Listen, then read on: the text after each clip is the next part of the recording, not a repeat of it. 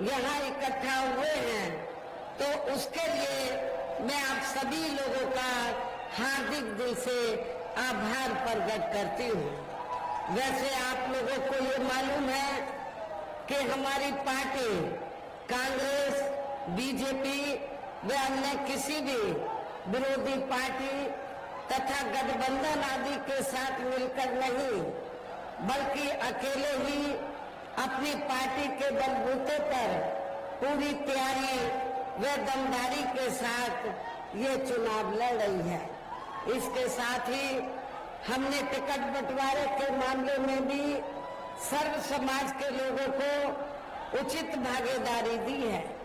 जिनको कामयाब बनाने के लिए अपनी पार्टी के लोग पूरे जी जान से लगे हैं। हालांकि आज यहाँ आपकी इकट्ठा हुई अपार भीड़ व भीड़ के जबरदस्त जोश को भी देखकर अब मुझे भी ये काफी हद तक भरोसा हो गया है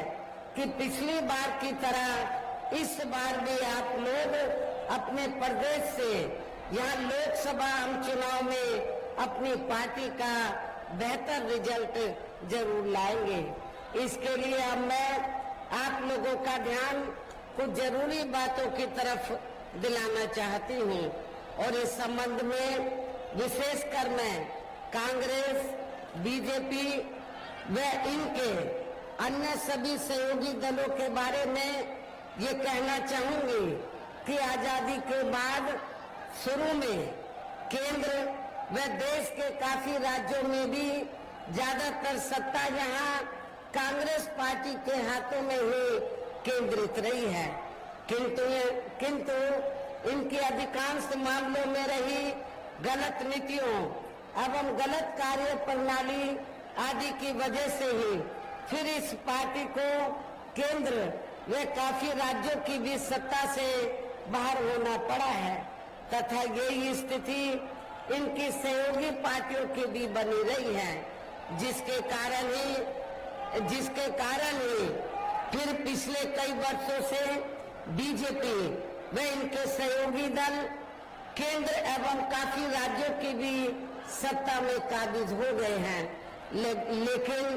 इनकी भी ज्यादातर रही जातिवादी, पूंजीवादी, संकीर्ण, सांप्रदायिक व द्वेषपूर्ण नीतियों एवं कार्य प्रणाली आदि से तथा इनकी कथनी व करनी में भी काफी अंतर होने की वजह से अब ऐसा लगता है कि इस बार ये पार्टी भी यानी कि भारतीय जनता पार्टी भी केंद्र की सत्ता में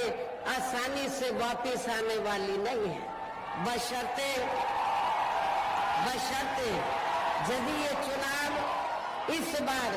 फ्री एंड फेयर होता है तथा आम चर्चा के मुताबिक वोटिंग मशीनों में भी कोई गड़बड़ी आदि नहीं की जाती है। और वैसे भी इस बार चुनाव में इनकी कोई भी पुरानी एवं नई चल रही नाटकबाजी, जुमलेबाजी व गारंटी आदि काम में आने वाली नहीं है, क्योंकि अब देश की जनता काफी हद तक इस बात को समझ चुकी है कि इनकी पार्टी ने अब तक देश के विशेषकर गरीबों, कमजोर तबकों, मध्यम वर्गीय एवं अन्य मेहनतकश लोगों को जो इन्हें अच्छे दिन दिखाने के असंख्य प्रलोभन भरे वायदे किए हैं तथा अनेकों हवाई व कागजी गारंटी आदि भी दी है, तो उनका जमीनी हकीकत में अभी तक इन्होंने लगभग 1/4 हिस्सा भी कार्य पूरा नहीं किया है, बल्कि इसके स्थान पर इनका ज्यादातर समय व ताकत भी यहाँ इनके अपने चाहते रहे बड़े बड़े पूंजीपतियों एवं धन्ना सेठों को ही ज्यादा से ज्यादा मालामाल व धनवान आदि बनाने में तथा इन्हें हर स्तर पर छूट देने व बचाने में ही लगी रही है, जिनके अधिकांश आर्थिक सहयोग से ही ये पार्टी व अन्य पार्टियां भी अपना संगठन चलाती हैं तथा चुनाव आदि भी लड़ाती हैं, जिनका काफी कुछ खुलासा बॉन्ड की आई रिपोर्ट से भी हो जाता है। और इस संबंध में वैसे आप लोगों को ये मालूम है कि अभी कुछ दिन पहले माननीय सुप्रीम कोर्ट ने रिपोर्ट दी है और रिपोर्ट से ये खुलासा हुआ है